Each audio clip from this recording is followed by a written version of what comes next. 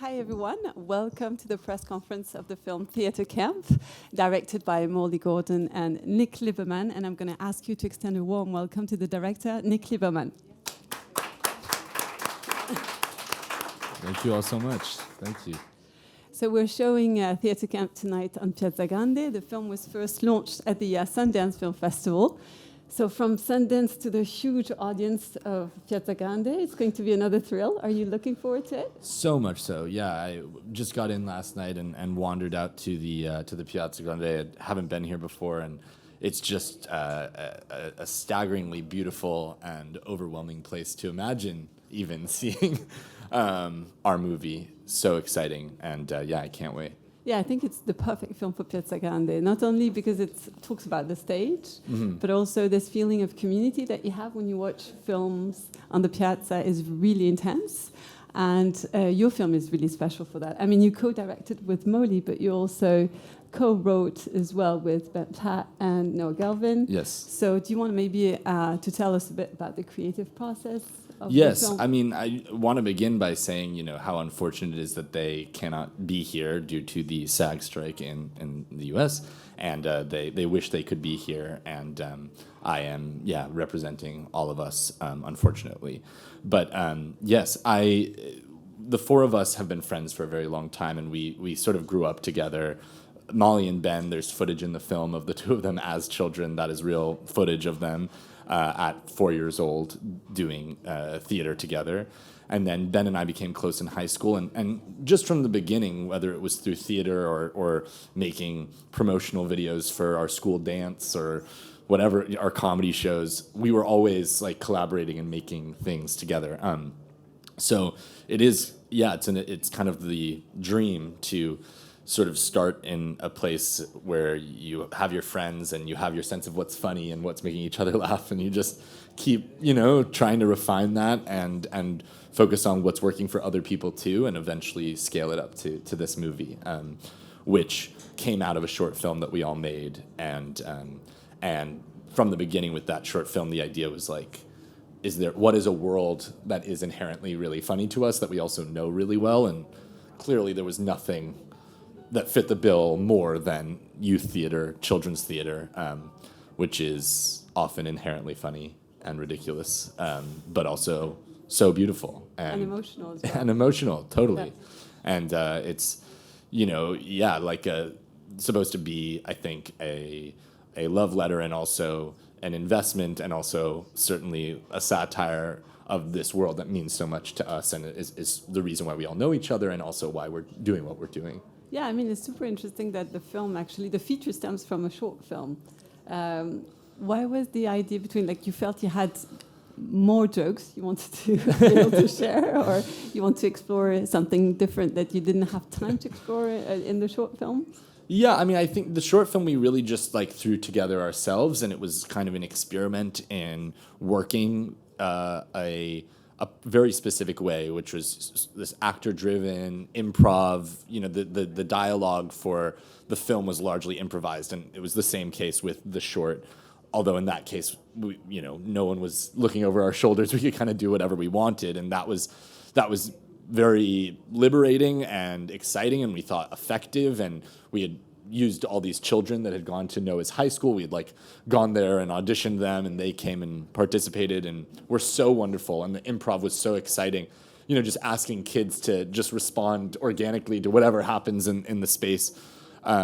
Yielded such fun and funny results. So we definitely wanted a chance to scale that up and keep thinking about how to use those techniques or that format to be funny. Yeah. So you did, and it is. I mean, you're mentioning that you all worked on the improvisation thing, but did you give them some rules? Because you also mixed some very confirmed actors and the children that are non-professional actors. I imagine even I guess they had an experience on stage. Yeah. And you could totally see that. Yeah. No, the kids were even though they are relatively new to professional work, were as committed, if not more committed, to the craft of acting, and it was very important to us to have true, real theater kids who loved performing, wanted to be there, and were able to respond so authentically to these situations. You know, the reverence that they had for Ben, especially going into shooting, was what we sort of wanted them to feel about Amos, the all-important theater teacher and very charismatic. writer. Yeah, exactly. Yeah, absolutely. So that was like very easy one-to-one. In terms of the improv in general, I think, you know, it was important to us to create an environment where any mistake, anything that might come up or might happen could be incorporated into the movie and be used as a joke, used for comedy, and create that sort of like theater feeling where every moment matters and every moment has that something original and organic happening like right in front of your face. So, you know, it didn't have that feeling that most film sets have of repetition, you know, it becomes very workmanlike after a while in a beautiful way, in such a craft-driven way. But in our particular case, there was the crew themselves were like hanging on every take, every word, because it was like, who knows what's going to happen? This might be the best joke that we heard today. And it was like having a live focus group. You like would a documentary in a way. Totally. And our DP, Nate Hertzellers, who's brilliant, has been the cinematographer on a number of documentaries, and that's like his primary, a lot of his work up till this point. And so, yeah, he just had that ethic of like, this is only going to happen once, got to go make sure we capture it, not that feeling of like, okay, yeah, I blew that one, let's do it again. You know? Yeah. Is there some questions already? Yeah. Faccio la domanda in italiano. So he's good. La mia domanda è, siccome vi siete trovati a improvvisare tante volte, quanto è cambiato nel corso del tempo la trama e quello che voi avevate in testa?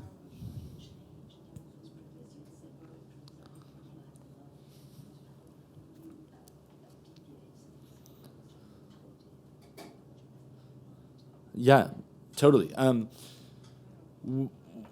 When we set out to make the movie, we knew we were going to do a lot of improvisation of the dialogue, but we also knew we really wanted a very firm structure and a very clear sense of what the story of the film would be and how we would be moving from scene to scene. And so we were very like regimented and determined in terms of what we shot fitting into our story. We had that musical at the end written, and so we knew we were heading towards this like big show. But what I will say is that, you know, a lot of the variation or reinvention of the plot happened in the edit, where you know we shot it, as I was saying, sort of like a documentary. You end up with this huge archive of material, some of which is really funny, some of which is now only funny in context once you like start to edit it. You're like, oh, that joke that wasn't even that great like ends up being like great.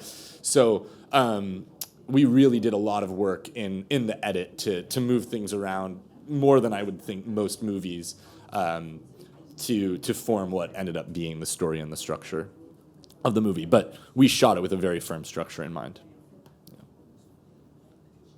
Yeah, I think it's very important what you say about the editing, because it's something that is not that easy to apprehend for like non-professionals, and it's really like in your film especially, it's really like what is the tray. I mean, it really constructs the story. Yes. Were you like the four of you in the editing room, or how did this process go? Because it's already normally in the editing room, it's the moment of truth. Yeah, the film totally. you have actually shot. Yeah, it certainly was that, but it also was like, you know, because we weren't editing to a script, there was that feeling of like, oh, maybe there's a new way always to put these pieces together. This isn't working, maybe if we rearrange completely. So, yeah, it really was like a documentary process in that, you know, you just had such a wealth of material and a sense of what we wanted to get across, but, you know, sometimes we would put something in and, you know, as a scene when we edited it would be amazing, and then you see it in the context of the film and it's like, this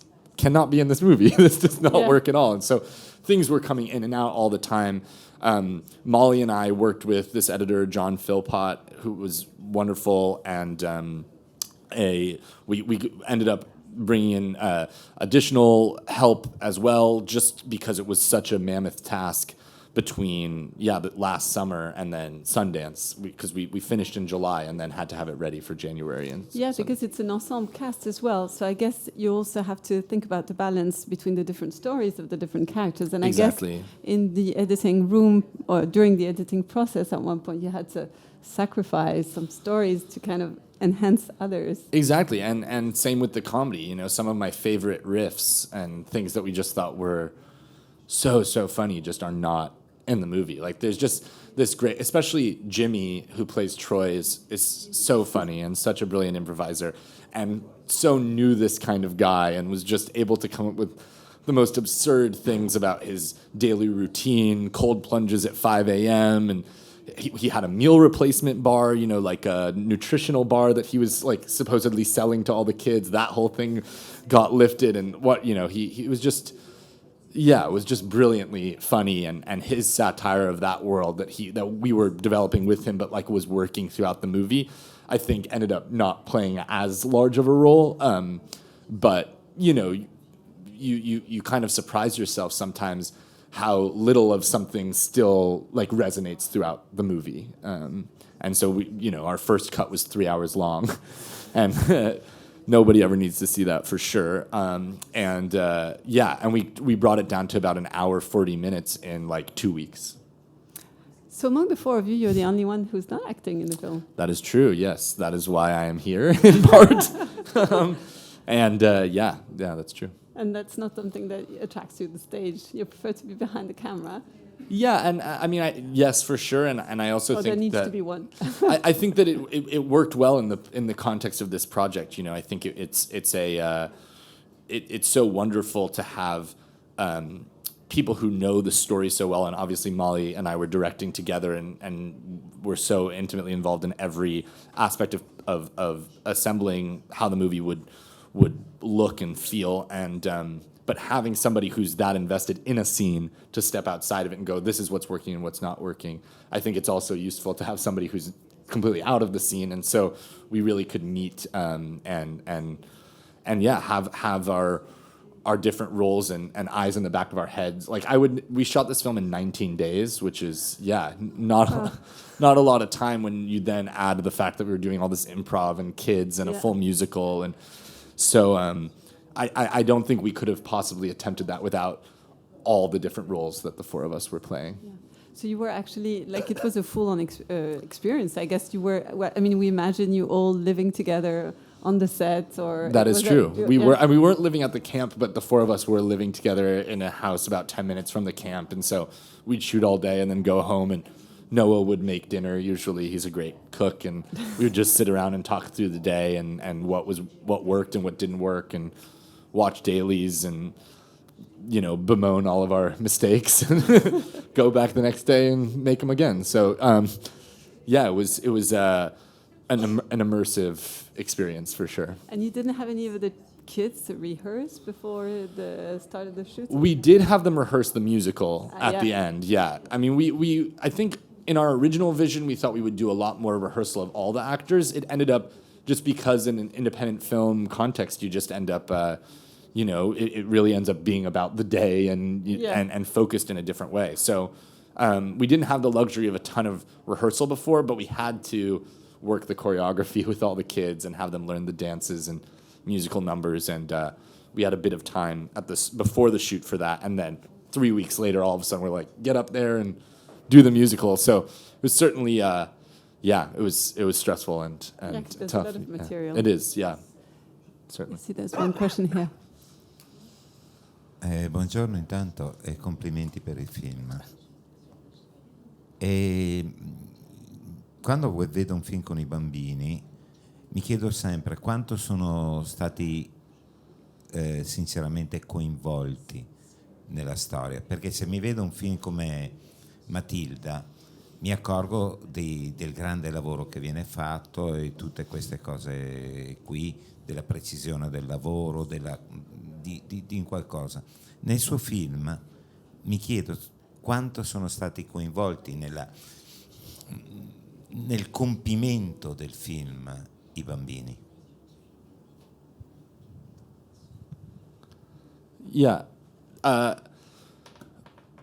the kids in our movie, you know, it was really important to us to cast children who, as I was saying before, like knew theater, loved theater, were wanting to have an experience, you know, like that this was their world, I guess. And so, you know, they ended up being as invested, if not more invested, than the adult actors in what the story was and authentically representing this world. And I think, like, you know, we got a lot of anxiety before the film from the producers, or when we were trying to pitch the movie, saying, like, you know, improvisation with kids, you know, how are they going to respond? Is this going to be too much pressure on children to... And I think in reality, it's like freeing kids up to say, you know, there's no wrong answers. Whatever you do works for us. Just, you know, like respond how you'd respond, you know. And obviously we shaped the performances in a way, but I think where it gets tougher with kids is having them exactly execute something over and over and making it feel like it's the first time, you know, when you're actually, every time a kid is opening their mouth, they are saying something for the first time, or you gave them the line right before, you know, they're in a scene and you say, okay, now say this joke or whatever. There was just like a fun, a kind of playfulness, a sense that I think they were like, you know, totally in on the process and totally in on the writing. And some of my favorite jokes in the movie, especially the jokes that the kids made, they came up with themselves on the day. So that's pretty exciting. Oh, yeah, it is. Yeah. Yeah, absolutely. Is there some questions? Well, I think one thing is when I watched the film was like, I mean, it's super emotional, and it really is this kind of what we have in Europe, this kind of universal American dream that we want to be a part of. But I think what is also very precise and accurate is also it shows how fragile, you know, in terms of business, live theater is. And I think it's very grounded in the film and very important. You know, they're on the verge of bankruptcy, of being obliged to sell the place. So I think it's very accurate and important.